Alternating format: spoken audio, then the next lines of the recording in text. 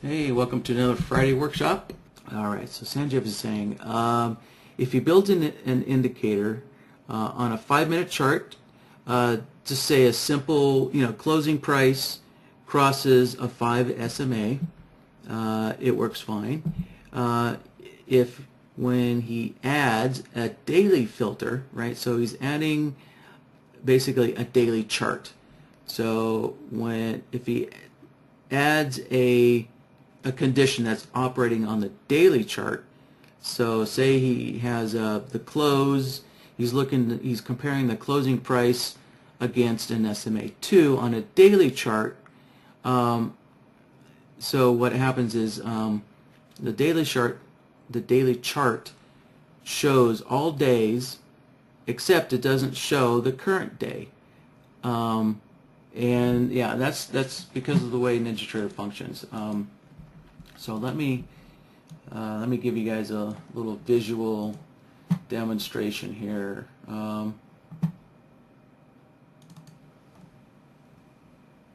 And let's see.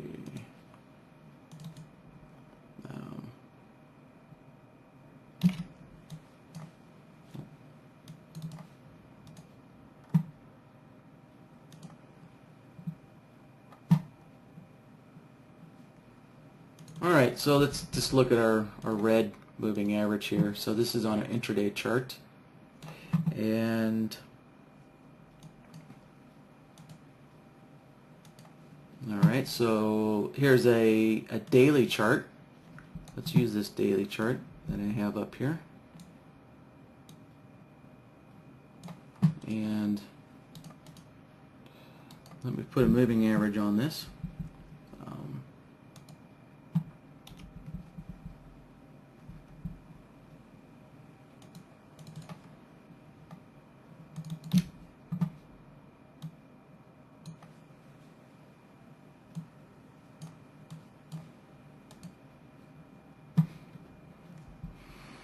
Alright, so herein lies the issue.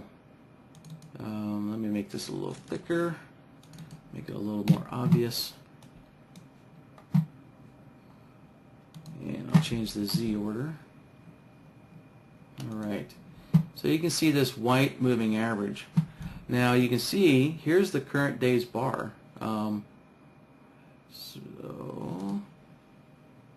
So this is today's bar. And the market hasn't closed yet, or I should say the day's not over. So you can see the moving average is, there is no value for today. The value is from yesterday, right? So, and that is controlled by the NinjaTrader setting, calculate on bar close.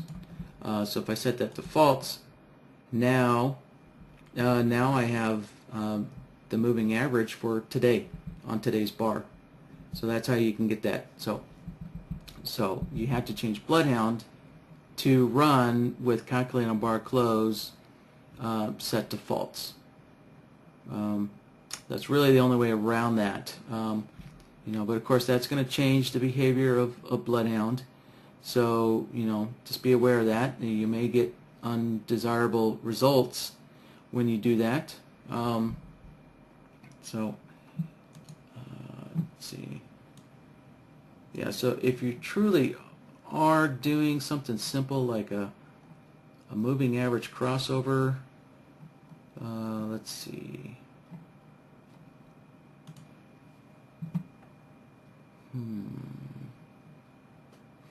Yeah, I'm trying to decide if I can use simulated data feed to show the issues with setting BloodHound to calculate on bar close.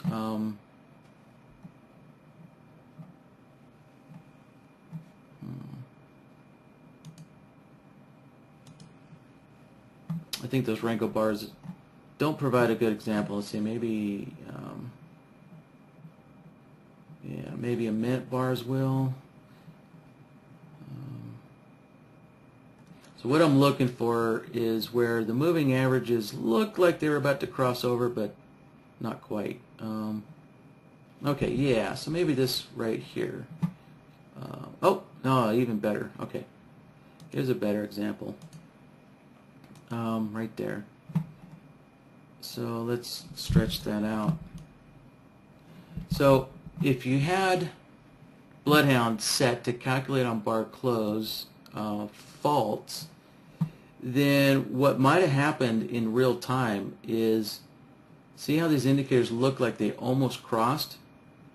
But if I had my moving average, my red moving, well, if I had both of my moving averages set to calculate on bar close false, right now they're set to true, but if they were set to false, if you looked at this in real time, you see this wick, let me stretch this out.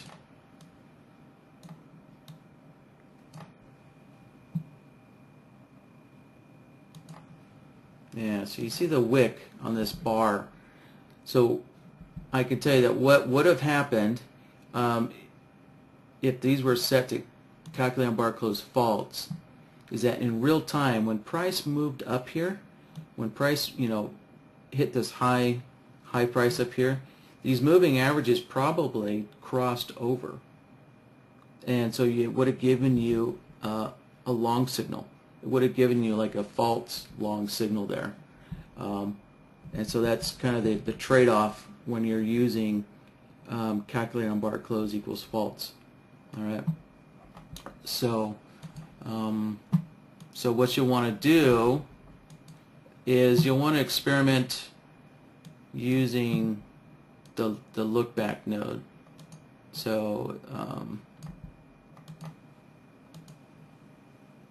so using this Lookback Node, you want to set your displacement to 0 and use a lookback period of 1. And so what this will do is you'll be looking back to the bar that's actually closed. Right? So let's scroll this over here. Right? So if this is the bar that's being built, currently being built, if you use the Lookback Node with a period set to 1, what you're doing is you're actually looking back. You're only getting the data from this bar, the bar that's closed, right? So it's kind of a way of tricking BloodHound so that what you're seeing are calculate on bar close equals true results instead of seeing calculate on bar close equals false results. Right? So this really gets kind of technical here on how on how NinjaTrader operates, in these two different modes. But I hope some of you guys understand, because I can only speak about this in theory since I can't, it's really kind of difficult to try and recreate this situation live. So hopefully you guys can visualize what would happen if you were watching, if you were watching this bar build live. I'm sure you guys could see that these moving averages probably would have crossed each other when price got up here to this high point, the high point of the wick, in which case you would have got a false long signal because ultimately the bar closed down. So use that look back period, and then and that should do the trick there for you. All right.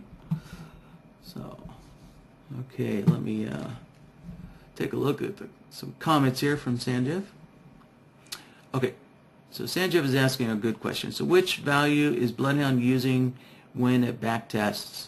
NinjaTrader can only backtest with calculate on bar close equals true. So BloodHound doesn't have the ability to calculate with calculate on bar close equals false, right? So what NinjaTrader is backtesting on is these historical bars, right? It's backtesting on bars that are locked in. So when you're backtesting, it's always calculate on bar close true because that's all you know. You only know that the bar has closed. You don't know what's happening with your indicators as the bar is building. So All right, and so Raven and BloodHound are confined to the framework of NinjaTrader. Let's see, and so to answer your other question there, Sanjeev, is it using prior day daily moving average? So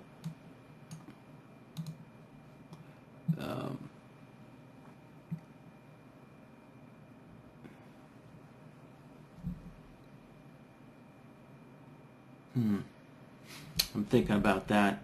I'm not really sure.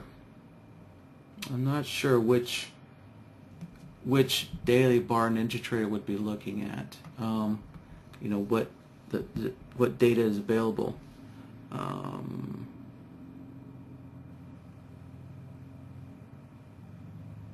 Gosh, yeah, it's a good question, Sanjeev. I'm sorry, I'm not positive on that.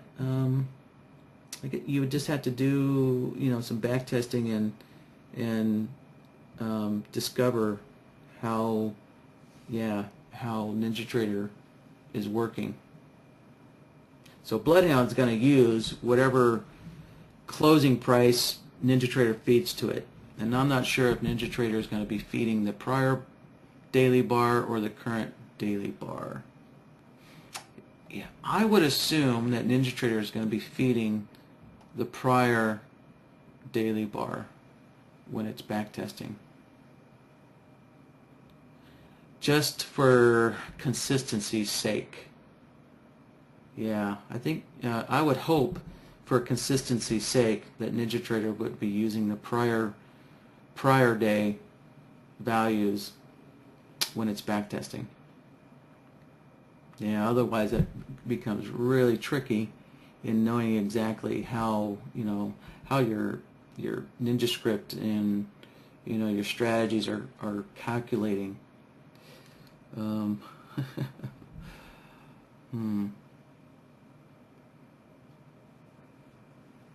I guess, yeah, so really that would be a question for NinjaTrader support to answer in that case, right? So the question to NinjaTrader support is, if you've built a strategy that's, you built a strategy that's running on intraday bars, but you're using calculate on bar close equals false, so that way you can get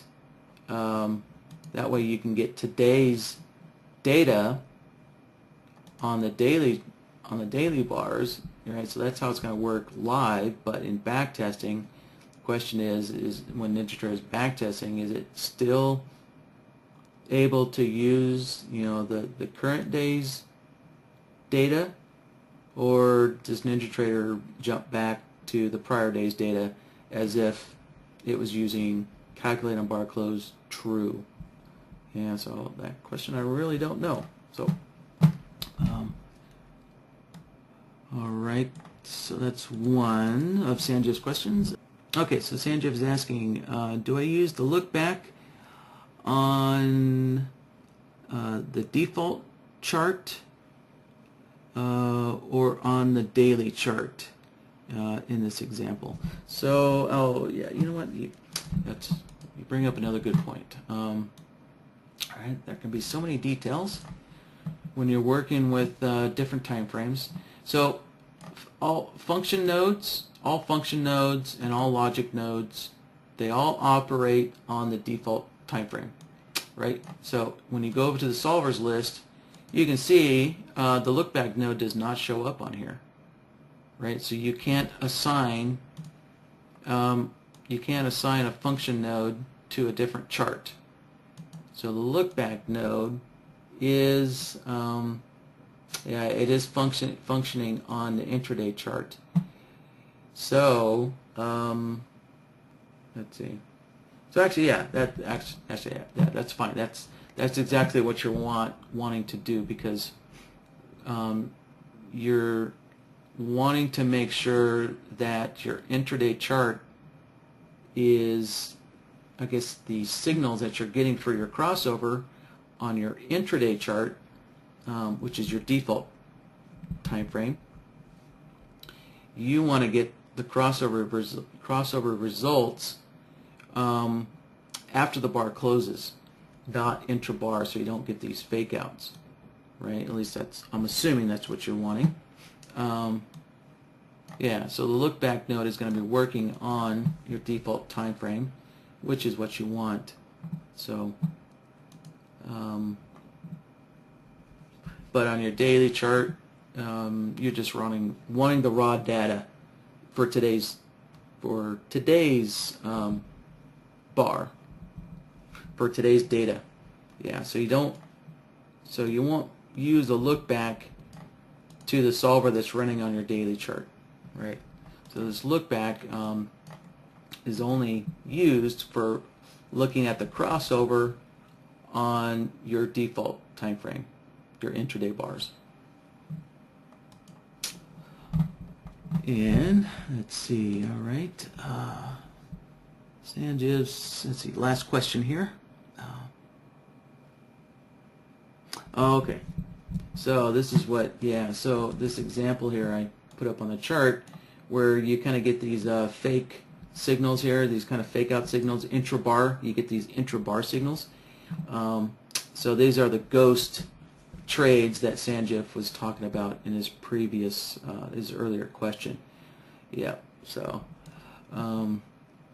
yeah, right, so these are when calculate on bar close is, when calculate on bar close is set to false, right, well, for BloodHound, I guess it would be when BloodHound or your strategy has calculate on bar close set to false, yeah, you will get these intra-bar signals.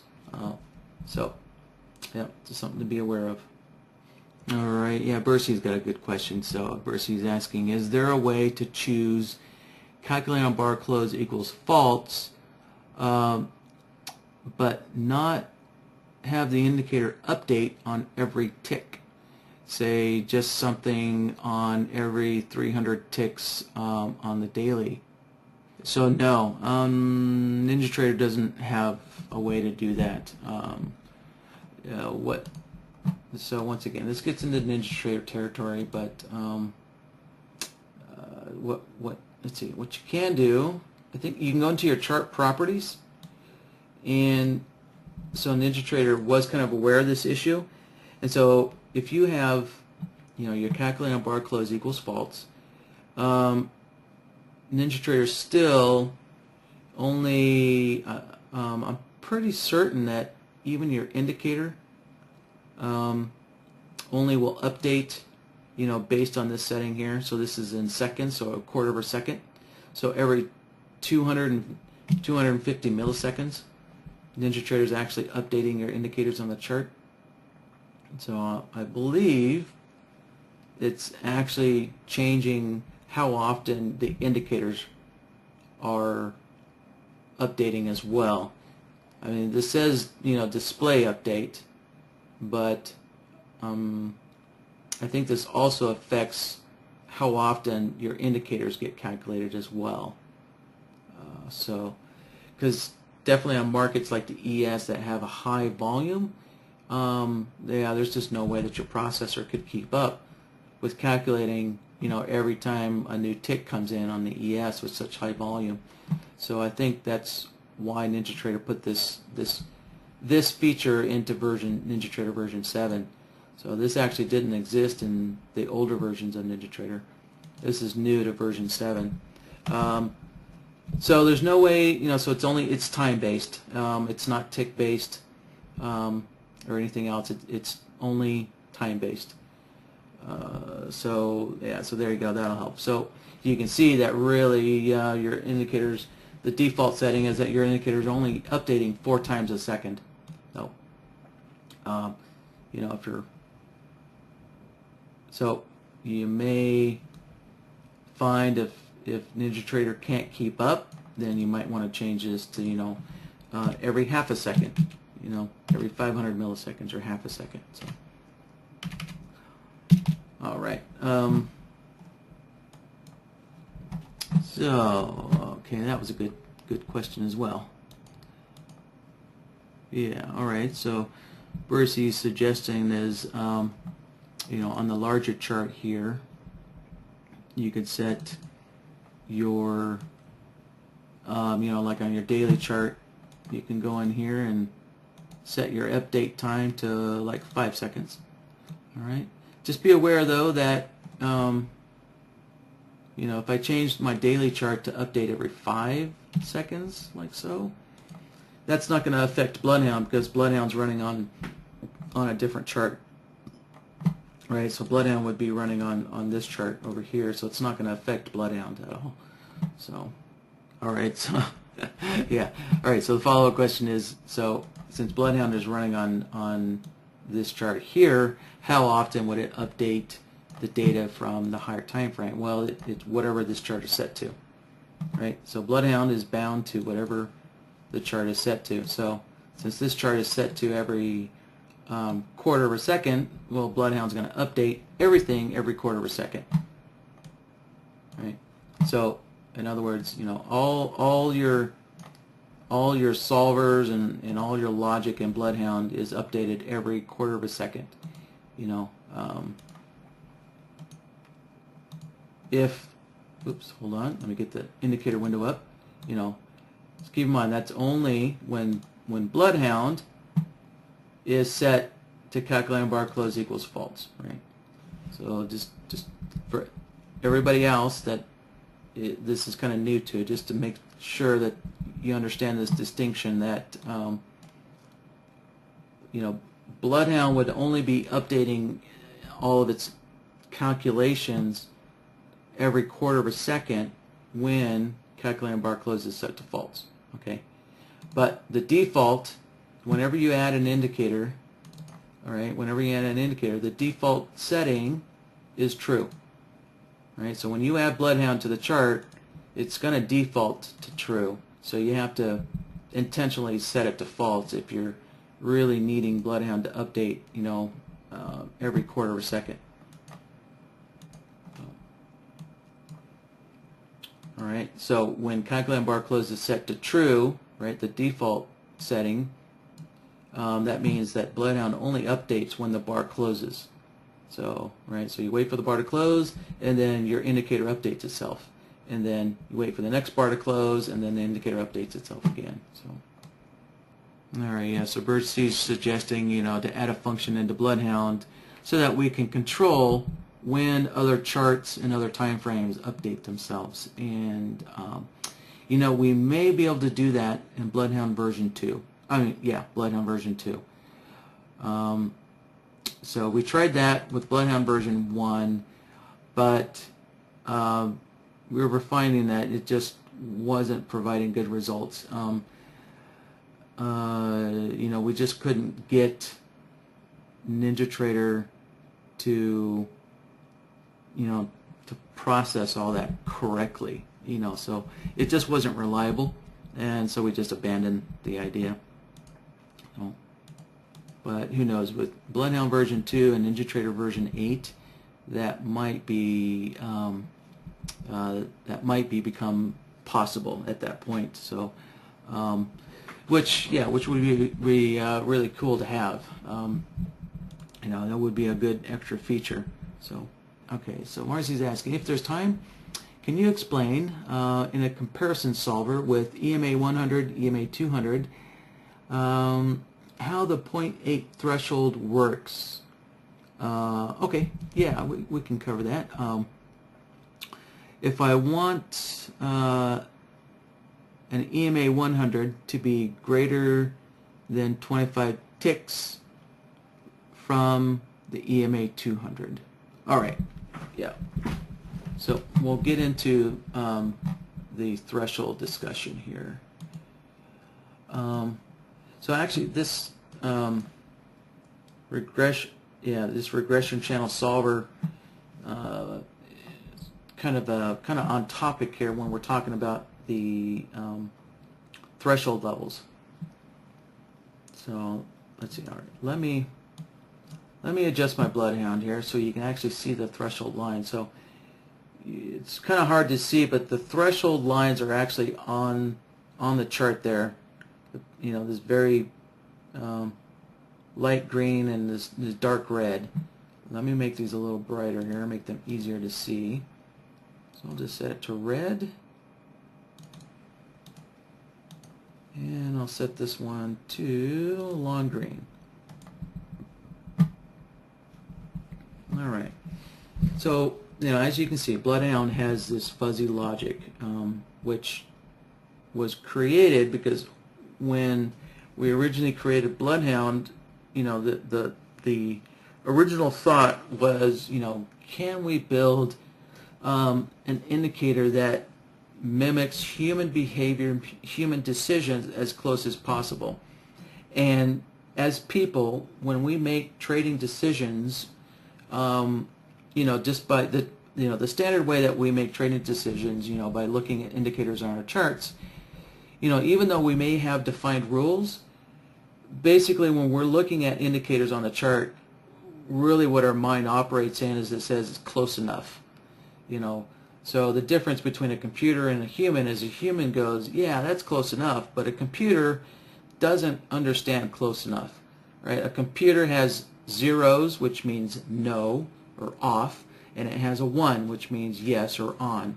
You know, there's no in between. Computers just operate either something was done or it wasn't done. There is no close enough. So, you know, so BloodHound, we try to incorporate, you know, so fuzzy logic is a way of getting a computer to understand when something is close enough to being met. When a condition is close enough to being met, that's, you know, when fuzzy logic comes into place. And so these threshold levels is a way that you decide when something is close enough. So let me open up BloodHound again. So let's see. I guess a while back in earlier workshops I had changed my thresholds to 0.9, but the default setting for your threshold levels is actually 0.8. So this 0.8 is 80%. It's really saying 80%. So if you set up your logic templates to use the fuzzy logic, then if your thresholds are set to 80%, what that's saying is that when your condition is 80% met, right, then that's close enough. That tells BloodHound, you're telling BloodHound that if all of my logic gets within 80% of what I'm looking for, that's close enough, and I'll take the trade. Right? If your trading rules are absolute hard, you know, set concrete rules where it has to be met 100%, then you want to change your thresholds to 1. Well, actually, I would suggest 0.99. I'd suggest 99%, not 100%.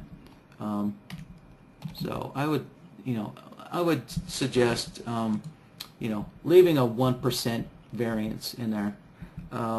You know, because it would really kind of suck to miss a trade just because, you know, your indicator was off by 0.000001, you know.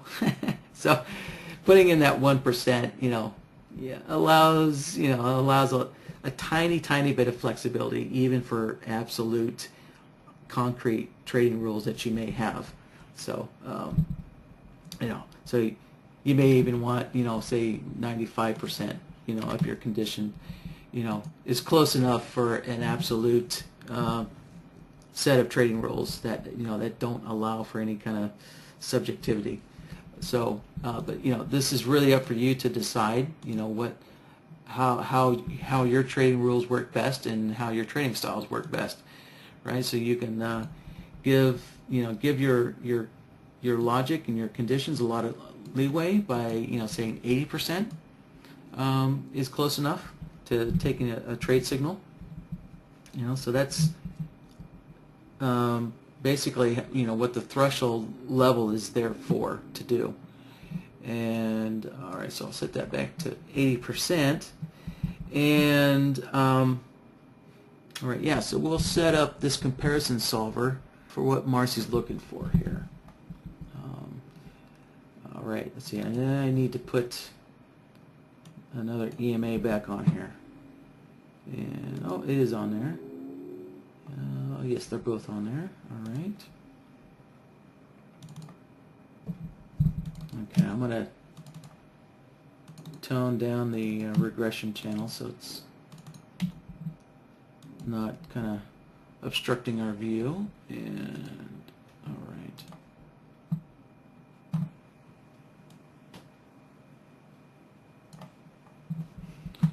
All right, so we have our two moving averages here. And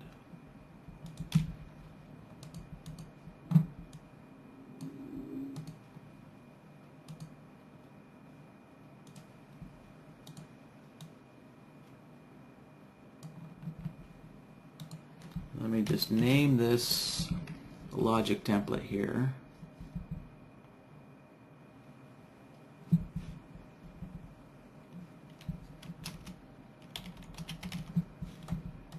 Right. I'll make a new logic template here.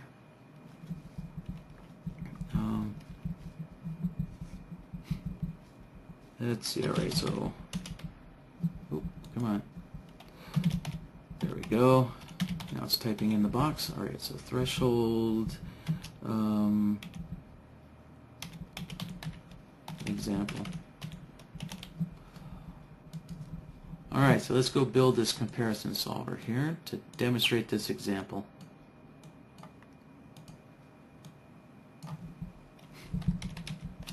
Alright, so we're comparing an EMA 100 to 200.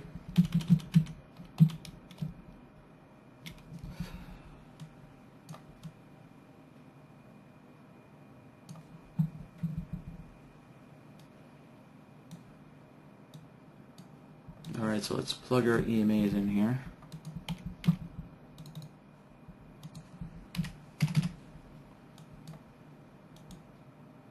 Alright, set up the EMA 200 now.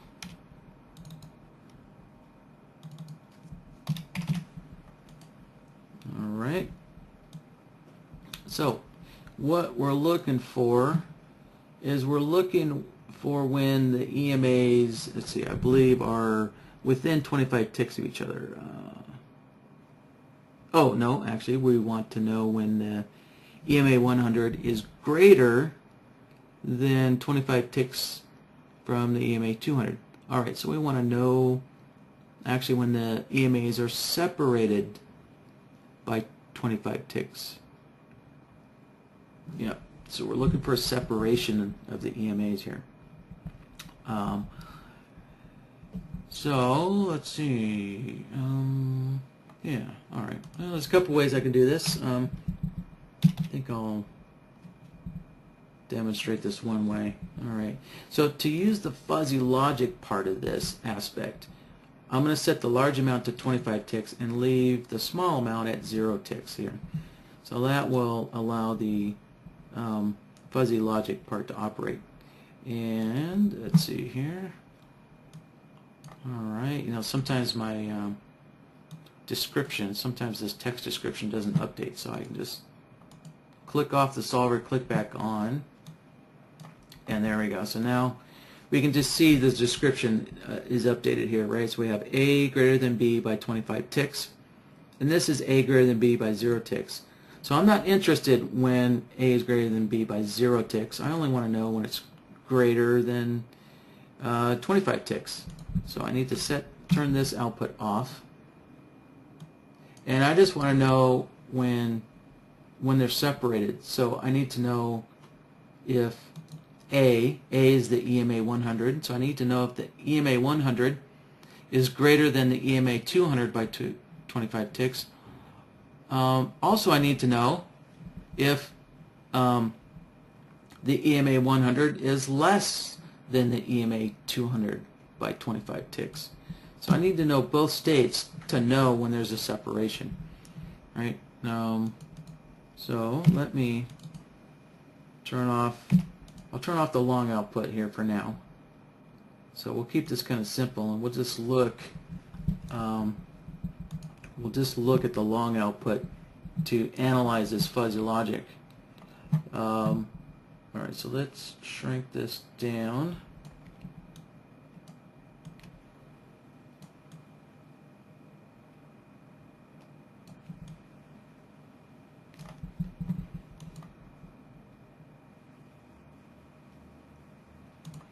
All right, I'm going to draw a line on here for a visual aid.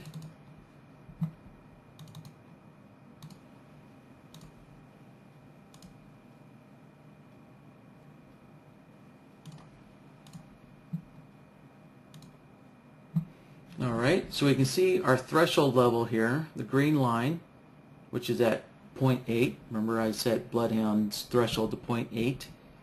And then I just put a white dash line on here representing 1 or 100% because our output right now is pretty low.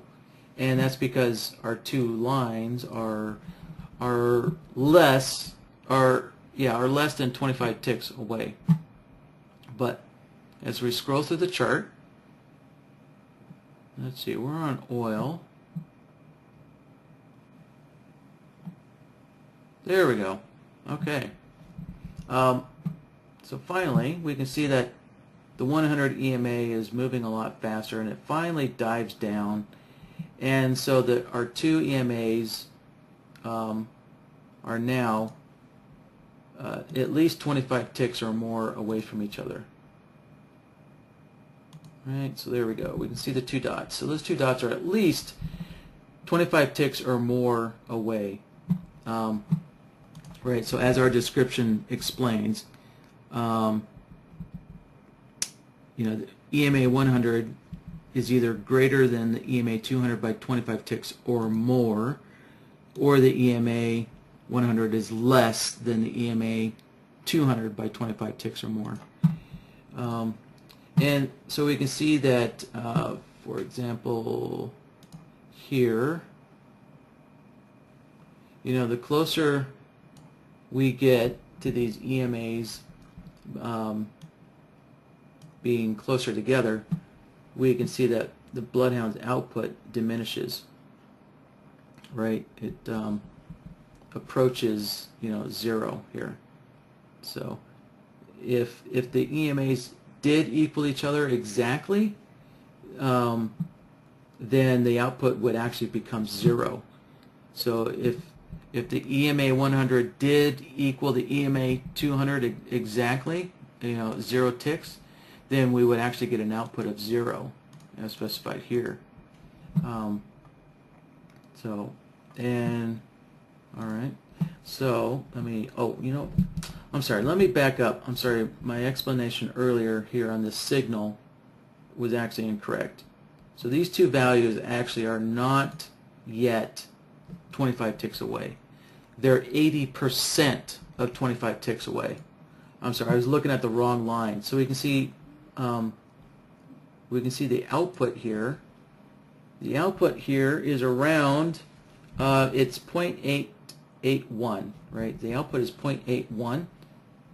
So that means we're 81% of our condition is met.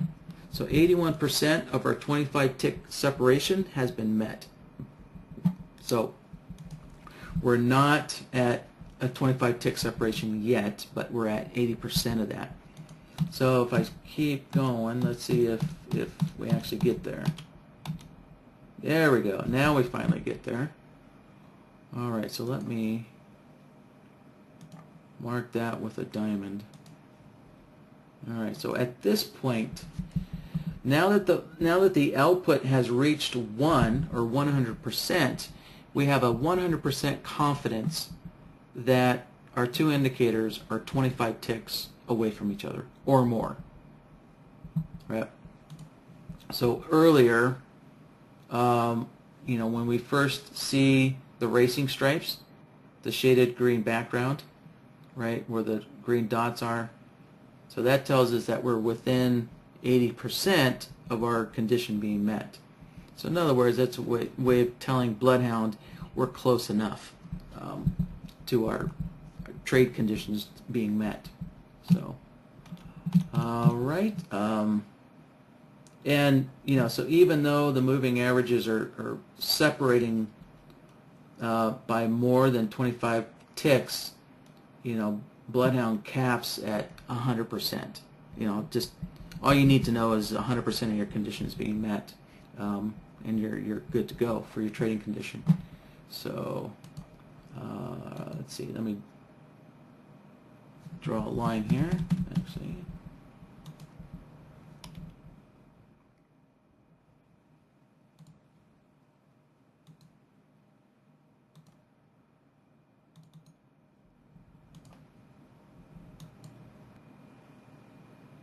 All right, so I thought this, let's see, that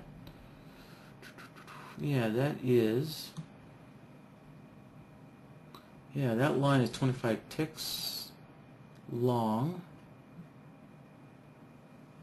So, let's see, what is going on here? I must have something set up wrong. Let me double check. Oh, I sure do. All right, that should be 200. Or actually, let's see. Let's set that to 100. This one's 200. All right. Yeah, it helps if your indicators on the chart are set up correctly.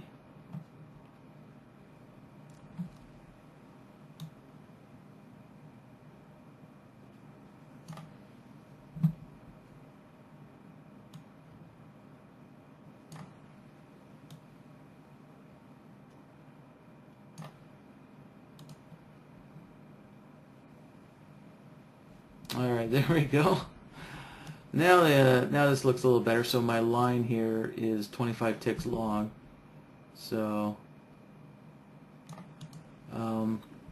so we can see that right here, our two moving averages definitely are not 25 ticks apart, but they're within 80%. And then we can see down here, now they are 25 ticks away from each other. So. All right. Cool. I hope that gave you a good enough explanation, Marcy. All right. Yeah, so Keith is asking a question that's kind of similar to what we're doing here with these two moving averages from Marcy's question here. So Kenneth would like to know kind of how to find when your moving averages are consolidating. So say, when you have three or more moving averages are crossing, let's see, or with, so you got three or more moving averages are crossing, or, let's see, with 5 points or ticks within 5 points or ticks of each other. All right, so yeah, okay, so there's, okay, if we're looking for moving averages to be crossing each other, quite often, versus looking for separation, that's going to be two different types of logic. All right, so I'll need to set my chart up here.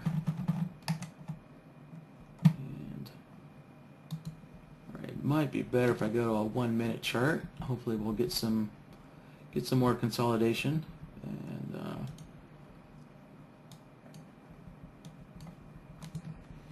yeah, so I'll add a couple of SMAs onto the chart here.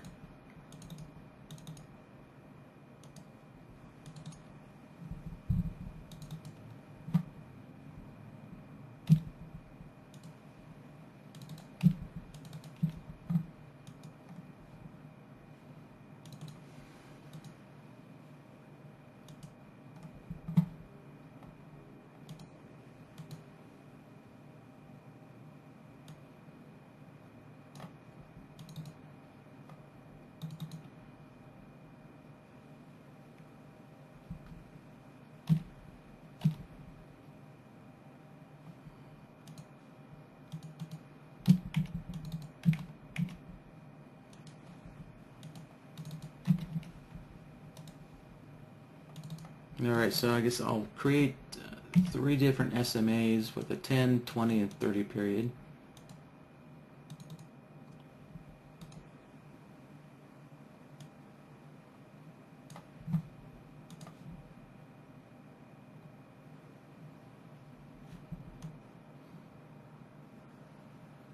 All right. So let's see if we can find some kind of point of consolidation. Perfect. There we go. Let's work in this area right here.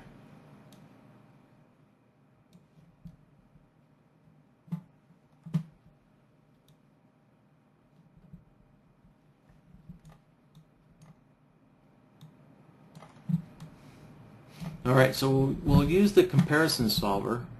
So one way, that we can look for the one of Ken's suggestion is, to see if all the indicators are within, a certain distance of each other, right? So we'll use 5 ticks as the suggestion here. So let's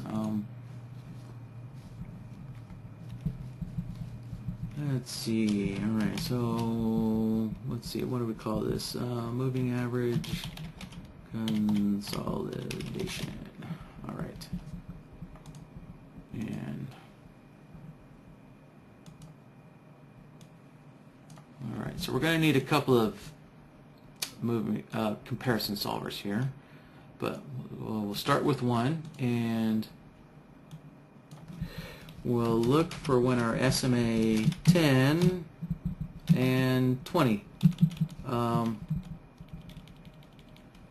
are within a certain distance of each other.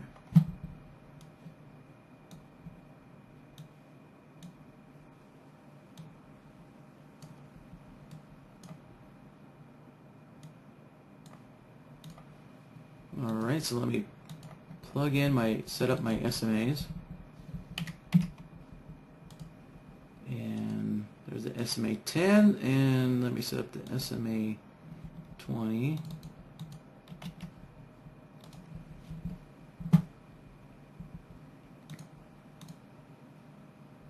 All right, and we want to know when they're within 5 ticks of each other. So we're gonna set up. Let's see. Things seem to be slowing down a lot. I think going to a 1-minute chart, I might have too much data on my chart. It's kind of slowing things down a little bit. But all right, so I set the large amount and small amount both to 5 ticks because the comparison solver works better if your large amount is greater than your small amount. Right, it's just, you're just going to get better expected results. There might be some odd behavior. If I left the large amount to 0, occasionally there might be some odd behavior. So most of the time that works fine, but to be on the safe side, I would set both of these to the same, or you can make the large amount larger. It doesn't matter. But the reason why we're using the small amount is because we're going to be using this neutral parameter. And let's see here.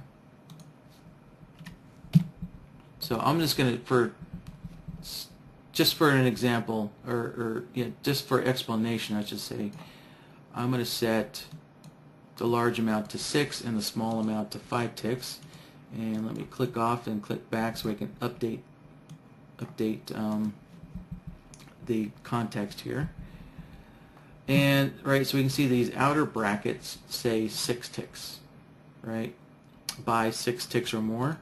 The inner brackets say by 5 ticks.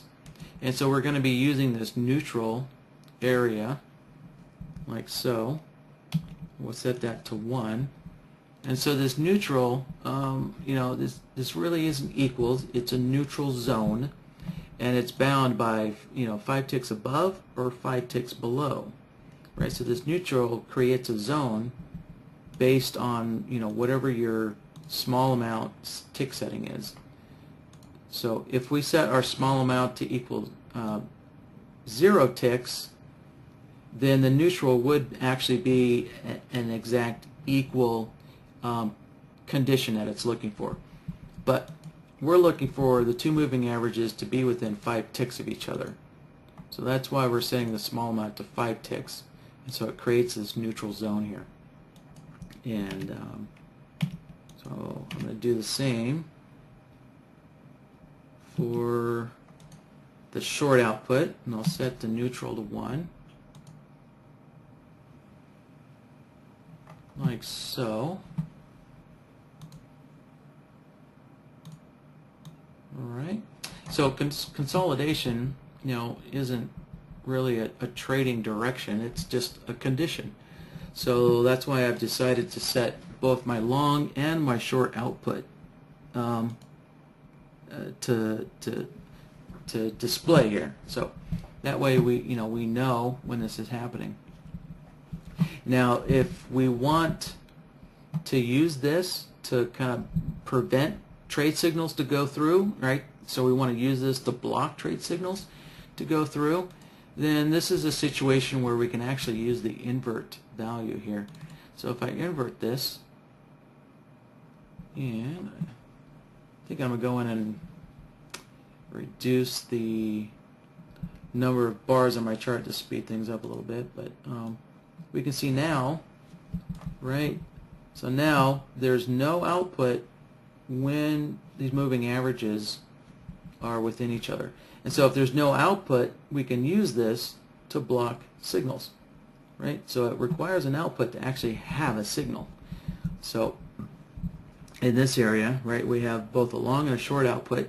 So this would allow a short and a long signal to take place, within this area. All right. So we've looked at two of the moving averages being close to each other. So now let's look at two other ones being close to each other. And so I'm going to take a little shortcut here. So I'm going to take this solver that I just created, right, this SMA 1020 comparison. I'm going to make a copy of it.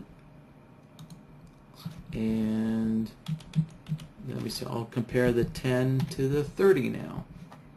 So let's change this over to the 30 period.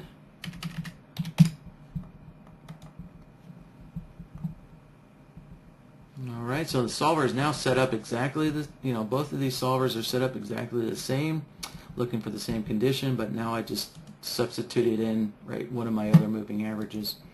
So that can be a little time saver there. Just drop that new solver on the board. And right, I could take a look, and so we can still see, right, there is this area here. There's still this area here of consolidation. And so since I have multiple moving averages that I'm looking to be within proximity to each other, I need to use an AND node. So I want to know when both of these conditions are both true at the same time, when they're both happening at the same time.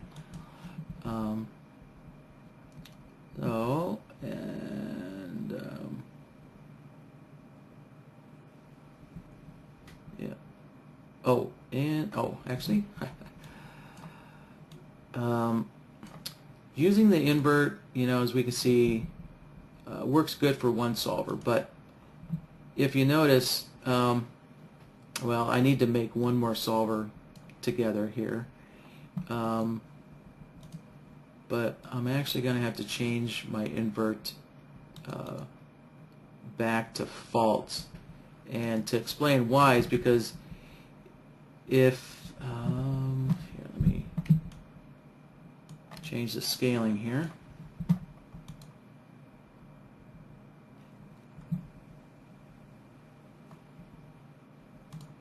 So if you look at the distance, right, from our slower moving average to one of the other ones, this distance is pretty significant, so it doesn't really kind of qualify as all three of our moving averages being within each other, right?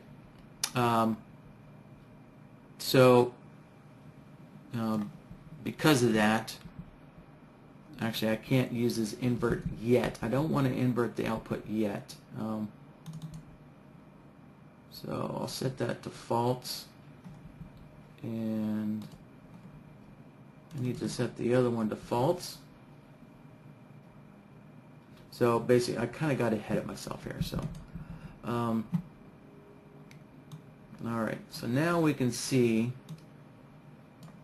right? So we can see the output is telling us when our moving averages are close to each other, and we'll invert this output later on in just a moment here. First, let me. Oh yeah, I got 31 days of data. All right. So let's knock that down to 5 days. That'll speed things up a little bit. And okay, there's our work area. All right, so let's add that last solver that we need. So we compared the 10 period to the 20, the 10 to the 30. So now we need to compare the 20 to the 30. So I'll make a copy of one of these guys and change the name on that and change the period. Alright, so now we're comparing the 20 to the 30 and seeing if those two are close to each other.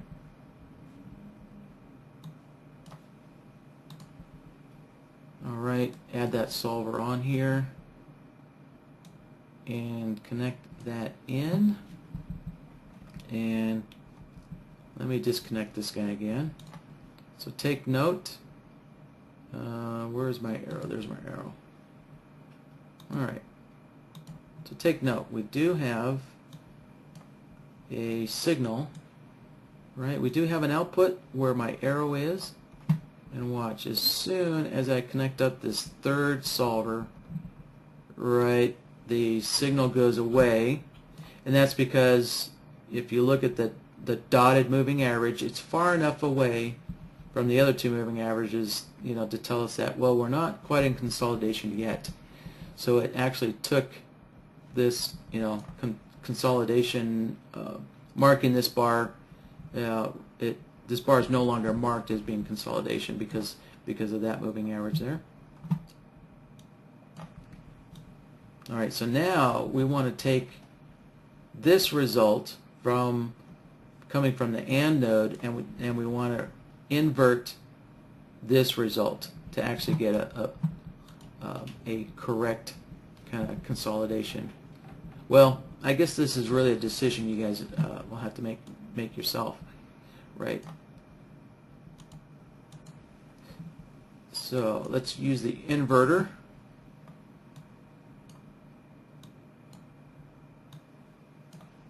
Like so. All right. So there. Now we can see, right, when all three moving averages are close to each other, and we can see this, you know, this void here with no output. That essentially would, you know, block any trades being taken place. So whenever you have this long and short output, this can be used as a filter now to allow, you know, your real trade signals to pass through.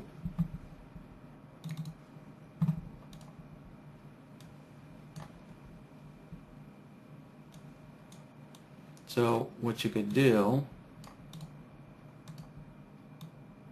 put that there. So what you would do is you would actually have another AND node like so, and your actual trade signals would be connected into this AND node here. Okay. So this basically acts as a kind of moving average consolidation filter. So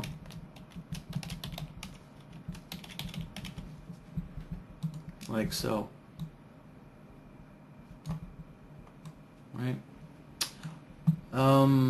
Okay, so that's one way of doing it. If, let's see, yeah, if you wanted to make your consolidation rules a little more liberal, you know, say like if just two of the moving averages come within proximity of each other, you know, and you wanted to prevent trading.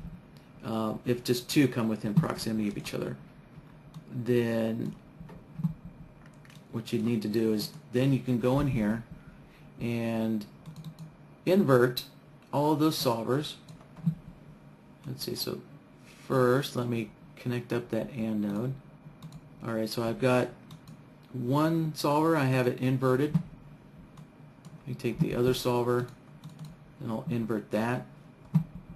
Take the other solver and invert it. There we go. So now we can see, look, this blank zone is much larger now. Much larger, because now what we're saying is that just any of the three moving averages have to be close enough to each other to block trading, right? All right. So that, you know, that would block a lot more trade signals coming through, as you can tell. So actually here we'll do a quick little comparison here. All right.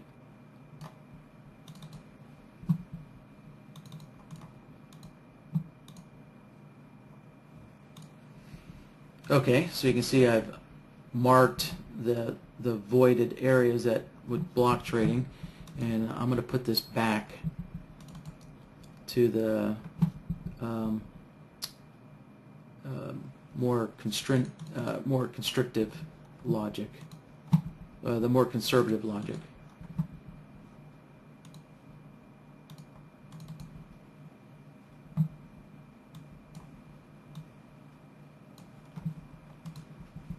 Alright, so you can see that there's quite a few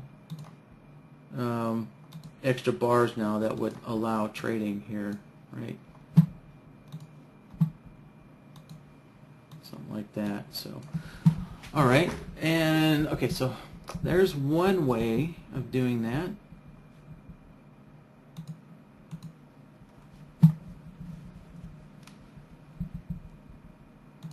And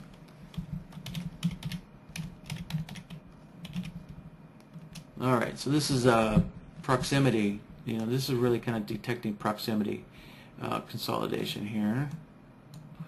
So let's move on. Let's look at the other example here of looking for crossovers to happen with, you know, if we get a bunch of crossovers happening. You know, so say we get, you know, so these moving averages are now crossing over each other a bunch of times. So we can take a look at that. So there's a way to do that too. Alright, so let me create another logic template, and alright, so this would be crossover consolidation.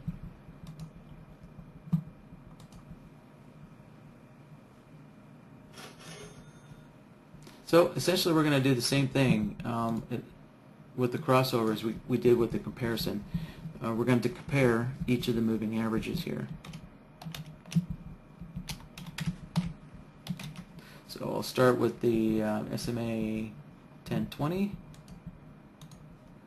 and let's connect that up. There we go.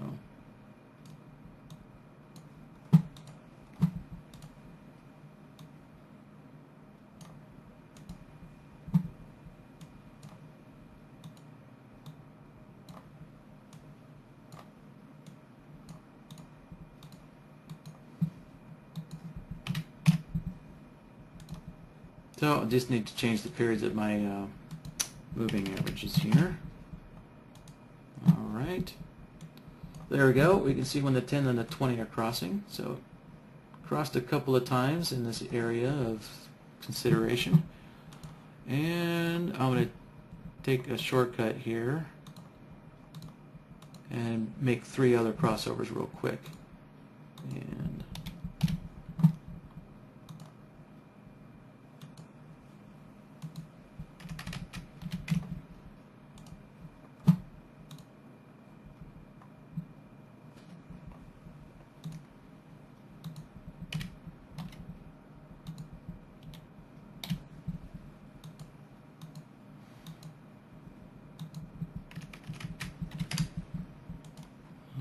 right, almost done.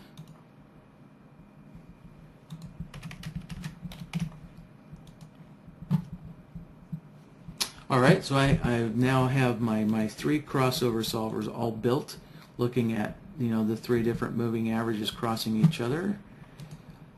So let me just put them on the logic board. And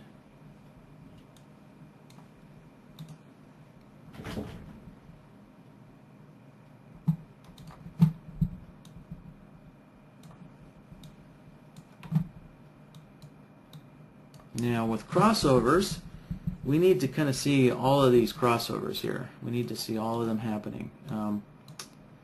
So instead of using an AND node, we need to use an OR node, because we need to see any of them. So none of these are really none of these moving averages are going to cross over each other exactly on the same bar. They're all going to cross differently. So in order to see all of them happening whenever they happen, we're going to use the OR node. And yeah, there we go. So now we can see a bunch of different crossovers happening there. All right. So now we're going to have to use, let's see, what could we use? We could use the counter node to count, when a certain number of crossovers happen, within a certain, look back period. We could use that to consider, when consolidation happens. So we could use the counter node. That's one way of doing this.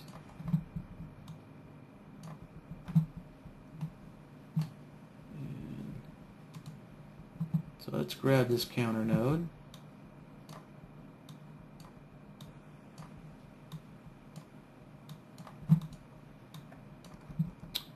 All right. So let's say we'll just pick 3 crossovers. So if we get, hold on a minute. Let's take a look at our crossovers again. So in this area, let's say we want to know, so if we get three moving averages crossing each other, within a short number of bars back, that's going to be our key here, that that we don't want to trade, that we have a bunch of consolidation going on here.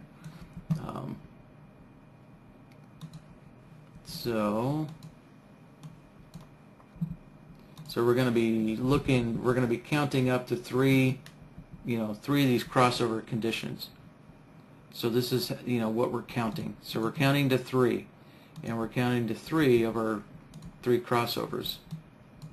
And we need a look back period, so let's say, I don't know, within the last 20 bars, something like that.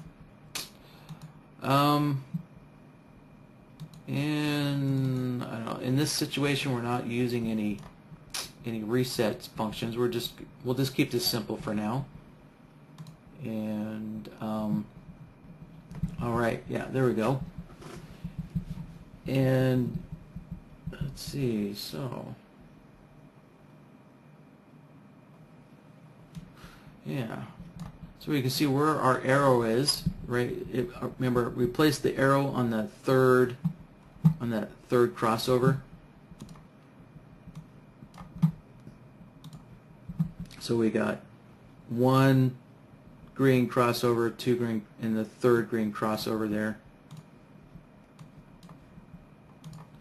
And so we can see that we have an output from the signal counter saying that this output is basically telling us that we had 3 crossovers occur.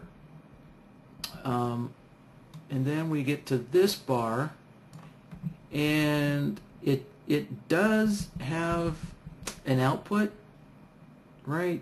That's because when we look back from this bar, I think it only counted 2 crossovers within our look back period. Right? So remember, we set it up to only look back 20 bars to look for 3 counters. So from this bar, looking back 20 bars, the output dropped a little bit, and so that's telling us that only 2 crossovers were found. So let's take a look here. Yeah, so if we look back,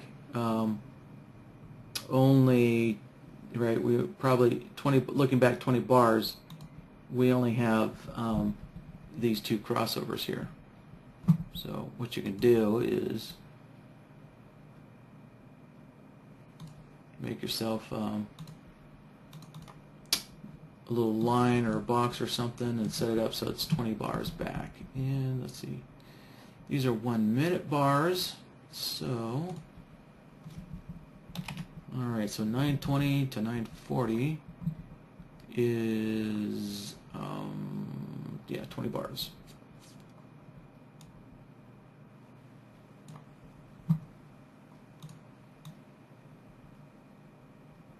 And oh, okay, yeah, so right, so let's take a look at what's going on here. So the counter node, it's counting our long crossovers separate from our short crossovers, right? We can see that from the output. So we know that we had 3 long crossovers happening first, right? So let's take a look at our crossovers again, right? So we have 3 long crossovers, and then we get 3 short crossovers. So take a look at the counter. So the counter, right, first it's counting the 3 long crossovers, and then it's beginning to count the 3 short crossovers. So since we're just interested in crossovers in general, we don't care what direction they are. We just want to know that, hey, moving averages are crossing each other a bunch of times. So we're going to we'll set up our crossover signals to be both long and short, right? So they're going to be kind of non-directional crossovers. You know, we just want to know when a crossover happens. We don't care what direction it happens. So let's see. Yeah. So what we can do is we can turn on this output here. So the output for the crossover solver, right, is typically we're looking at the output, you know, for the direction of the crossover. So crosses in direction. That's typically what we're looking at. If we want to reverse the crossover signal, so if we want to reverse these long crossovers to a short crossover, we can use this crosses against direction. So we can turn that, set that to 1. And now, right, we can see this one crossover here is now long and short. And long and short is non-directional. So what I'll do is I'll set these other crossovers to be the same thing. So now all my crossovers are non-directional. And so now when I look at the signal counter, there we go, it's just counting any kind of crossover, right? We can see now the counter is counting both long and short at the same time. And so there we go. So that's giving us a better result here. Right? And we can see that kind of the issues with this logic is that we don't know exactly when the crossovers are going to stop, right? And so therefore, you know, the computer doesn't know when the crossovers are going to stop. So we have to wait for 20 bars to go by, you know, before it stops blocking signals due to crossovers, right? So, you know, whatever you set your lookback period for, that's going to add a delay, you know, a delay into this, you know, into this kind of crossover condition situation here, right? So it's not necessarily going to wait 20 bars before it stops. It's just going to wait, you know, remember, right? That's it. We don't need that anymore. Let's get rid of that. So this bar here, where we get an output, you know, a signal output from the counter node, this is where the third crossover occurred. So it stops blocking immediately on the third crossover, but when it stops blocking, we have to kind of wait for this look back period, basically to expire. So we're gonna so it builds in a little delay in turning things off. So in this method there.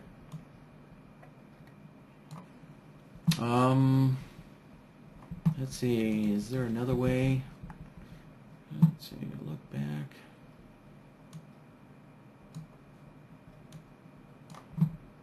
Yeah, I might be able to accomplish the same thing using this look back.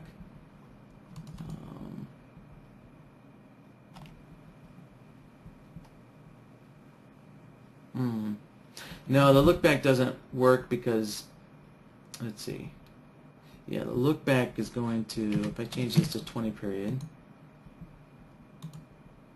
and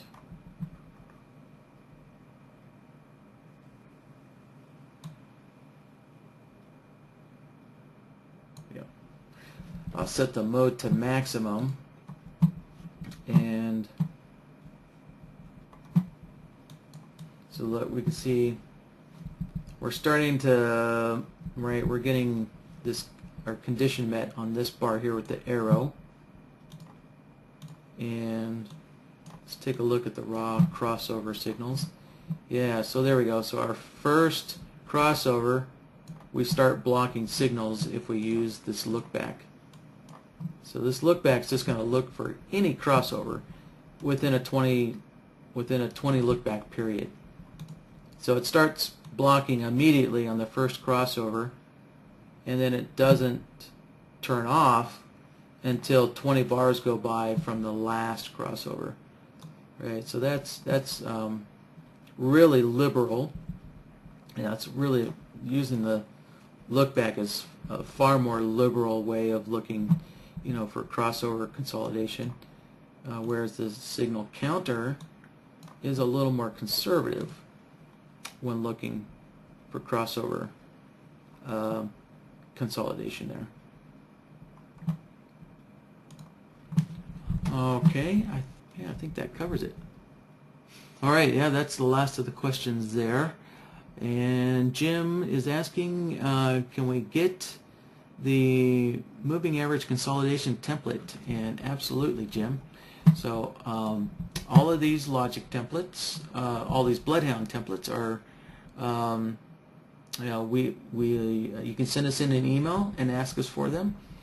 So this won't go up on the website right away. Yeah,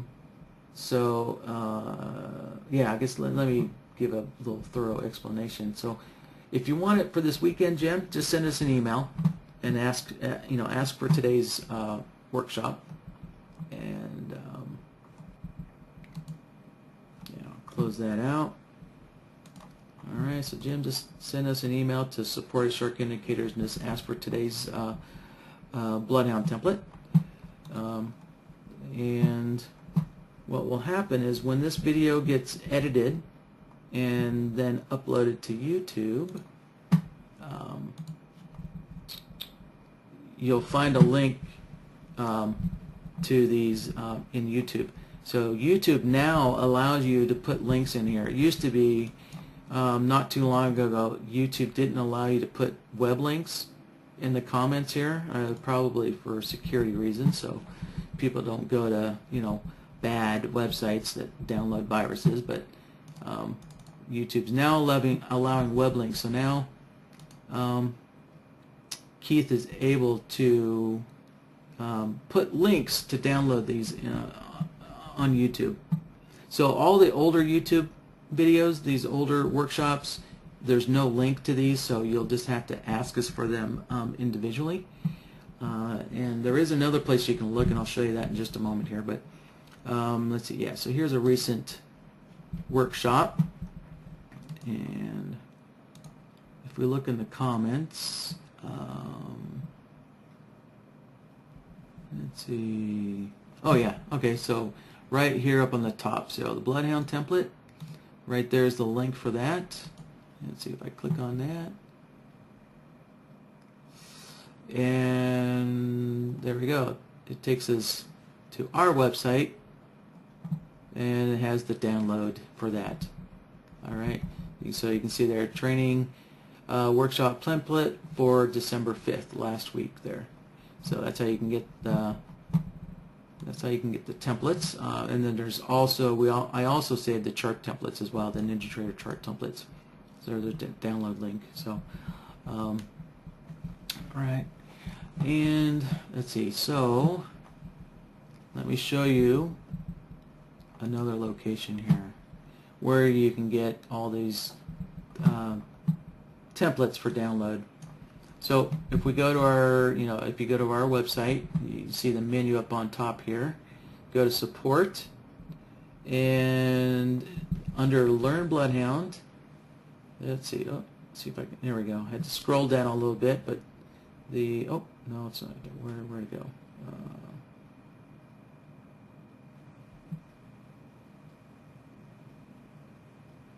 Oh, there it is. Jeez.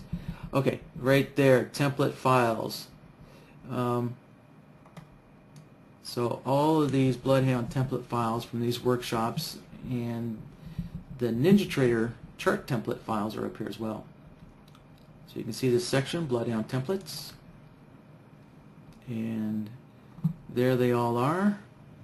Right, so you could do a search by date, so if you know which particular one you're looking for, you can search by date. And the way you get the date is the dates are always in the video. So as you're watching the video, about 17 seconds in, you'll see the date of the video appear. So really the date is really the only clear, concise way to know which video matches which template.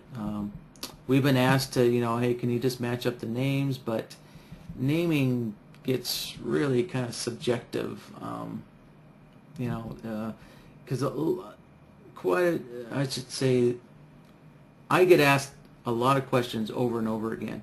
So a lot of these workshops, the titles are kind of similar, so therefore the naming, matching up the BloodHound template name, with the video name doesn't quite work out so well, right? So therefore, we use the date, because the date is an absolute, an absolute reference that always works out well. So yeah, so December 5th, and then I could go back to my search here, and December 5th, I wonder if that'll work. I might have to type out the month all the way. Yeah, no, so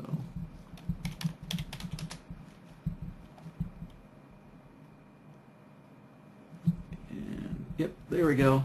So I had to type the month out completely. So there we go, December 5th, 2014. That worked. Okay, well guys, with that, I think we'll call it a day and start sliding into the weekend there.